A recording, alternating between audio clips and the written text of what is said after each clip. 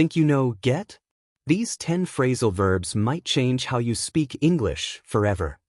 Let's go. Get over. Get ahead. Get rid of. Easy? Maybe not. Let's break them down. What do these phrases really mean? Think get is simple? These 10 phrases will surprise you. Stay with me.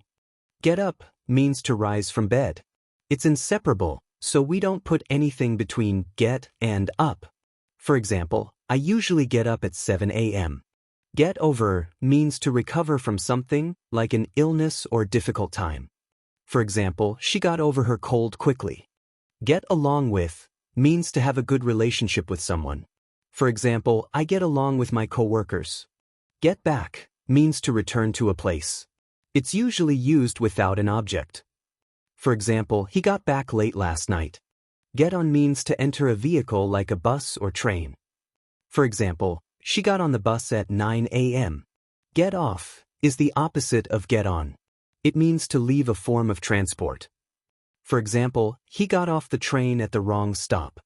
Get ahead means to progress, especially in your work or studies. For example, she works hard to get ahead in her career. Get through means to complete something or survive a tough time. For example, I got through all my exams.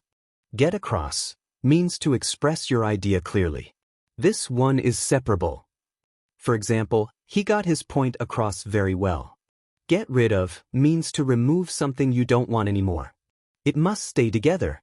For example, we need to get rid of this old chair. Now it's your turn. Try writing 2 sentences using the phrasal verbs we learned today. And next time you're speaking English, use them. If you like this lesson, don't forget to follow, share, and subscribe so you don't miss the next one. See you there.